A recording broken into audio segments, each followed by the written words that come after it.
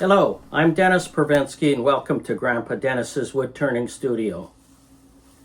Today's project is about this. What is it? It's called a burl cap. It's the top part of a very large maple burl. You can see how rough the bark is. It's got a special kind of pattern to it. That indicates that it's got a lot of that almost bird's eye looking grain to it. Although I've been told it's not officially bird's eye, it's full of these little dots. The entire piece, you can see it on this side, although the camera probably can't pick it up very well, but it's just full of figure, the entire piece. So my plan is to put this on the lathe and get a waste block attached to this side, because this will be the bottom. Then I will hollow this out into a shallow dish. Putting this on the lathe was a real bear. It wasn't that it was that heavy, but it was sure awkward.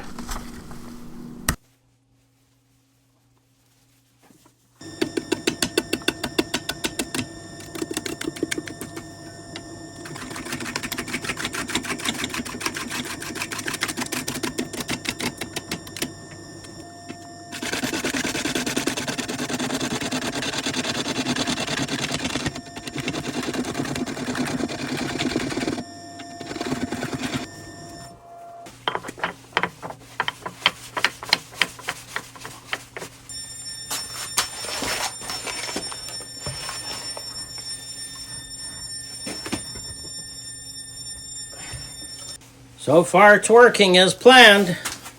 Okay, it's time to get to this. This is the back side of that burl cap. Sure hope this is going to be gorgeous. Turning on a large piece like this is nerve-wracking. You can hear that it sounds like a propeller whirling around. I'm going to bring my tailstock up just for that added extra support. Because my tailstock weighs 45 pounds, I use a ceiling electric hoist to move it off the lathe and back onto the lathe.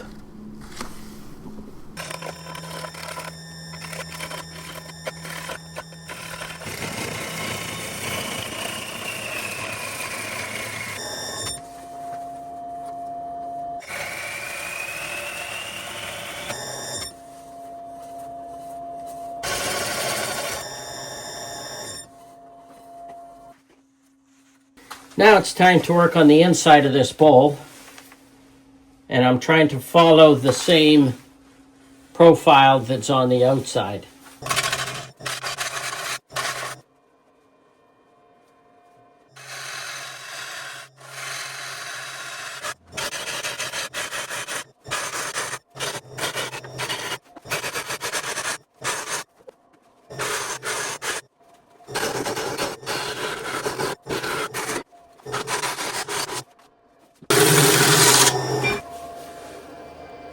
Now I'm checking the overall depth of the piece. I need that to determine how deep I'm going to drill the hole.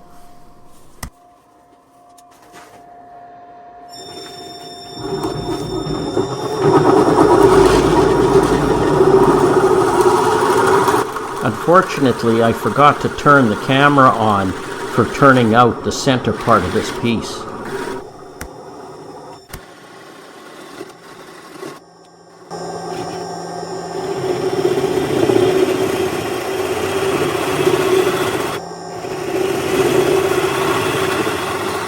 Most of the time I'll start sanding from about 80 to 120 grit, but sometimes I have to go quite a bit lower if there's a lot of tear out.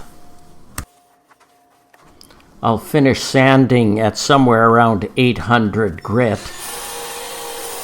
and if there's resin in the piece, I'll go as high as 2500. Okay, this is going to be a first for me. I've mixed up the Pro Series from Designer Epoxy, and I'm going to put that on and let it soak in, because I think this particular piece of wood is very porous, and I want to try and get it sealed quite a bit before I put on my final coats. This stuff should dry overnight, so we'll see what it does.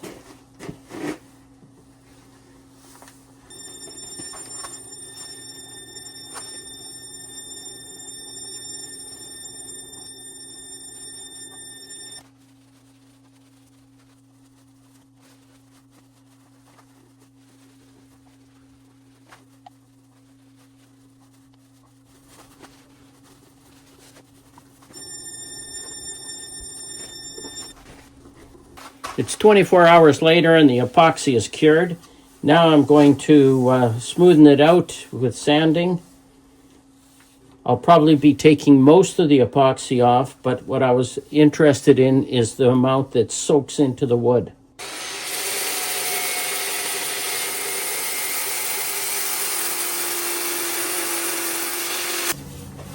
This is my buffing wheel, and this is the white diamond compound.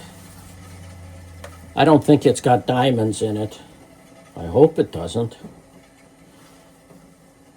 I calculate this is about 1,500 grit. It's just a little bit finer than the Triple E.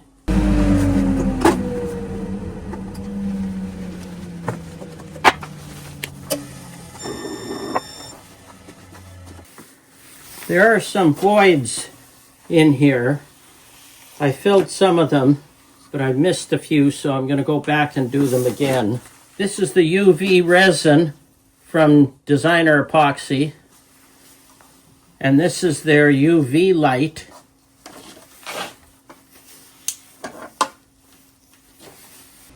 I'm showing this section in real time to give you an idea of how quickly you can repair small voids with UV resin. If the voids aren't too deep, you can even tint the UV resin to match the color of the area where the void is.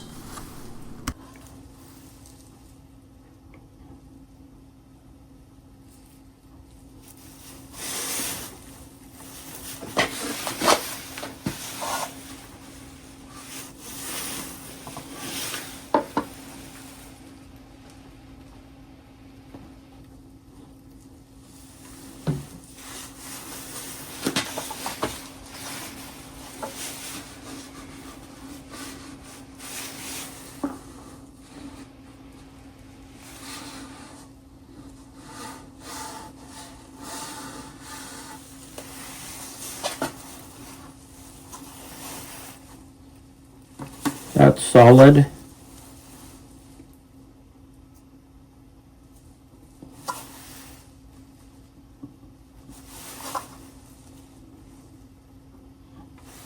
Not solid.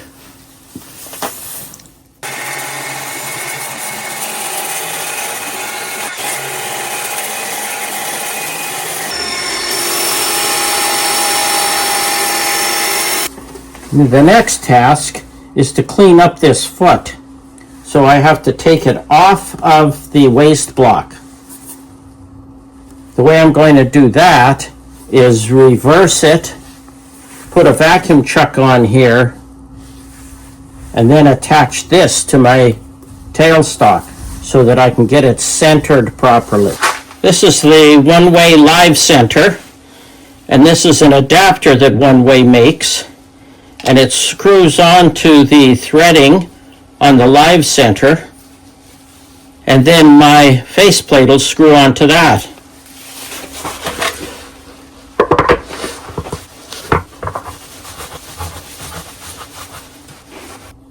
Now this bowl is running completely true.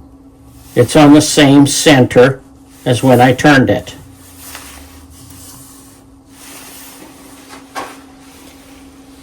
Now the reason I'm doing this is so that I can center this bowl onto the vacuum chuck.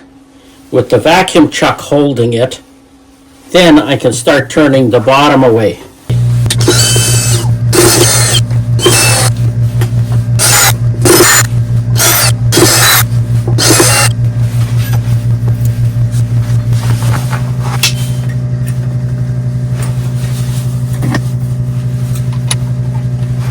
Now if I try and turn off this piece and clean up the bottom,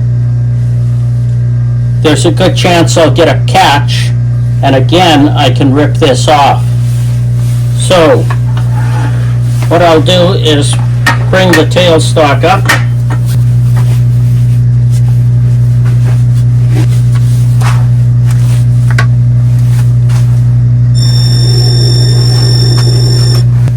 Now I can do most of the turning with that support in there, the vacuum in here.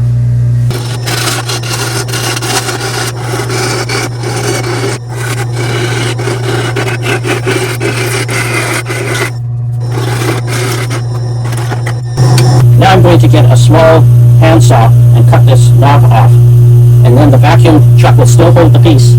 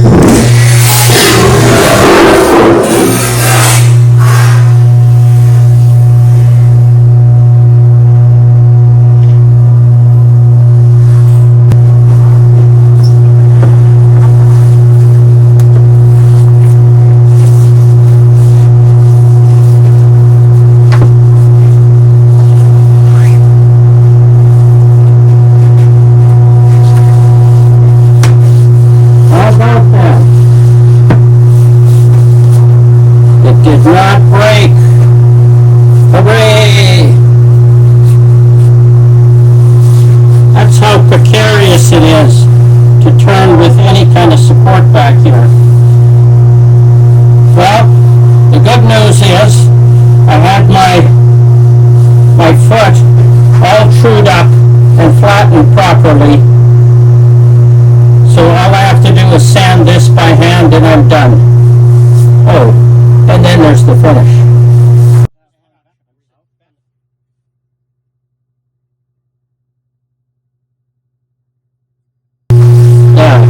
For this is basically holding it in place so that I can put the finish on. Really not a lot of stress on there, but it's still a very small 3 inches holding 22 inches in diameter. Not the greatest, but I think it'll work.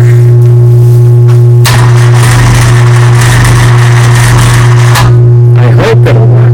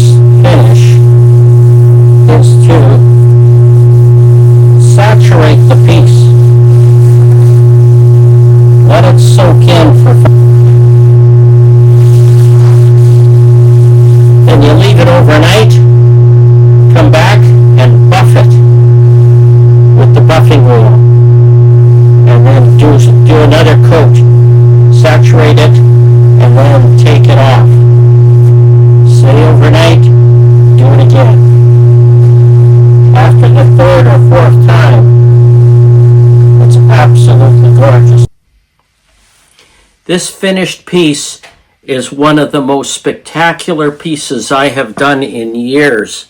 The grain in here is absolutely gorgeous. It's It's incredible. This was a very complex task, and it turned out marvelously. Now here's the icing on the cake.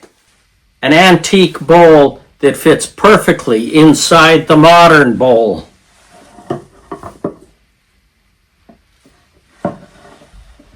Now you can put all your chips and snacks around here and put your salsa, sour cream, and whatever inside here.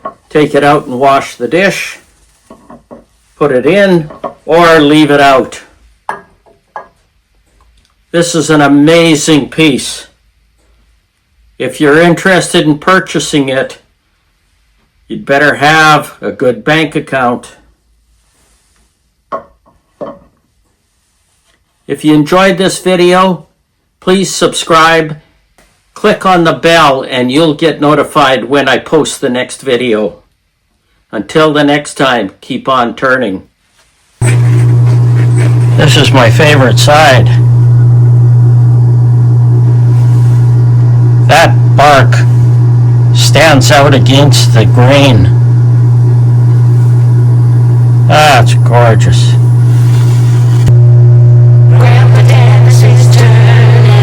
I'm alright, 'cause I'm okay. Doesn't matter if my beard is gray. Just listen, I have something to say. I'm alright, 'cause I'm okay. And this old goat has something to say. So just keep learning from Grandpa Dennis's turning.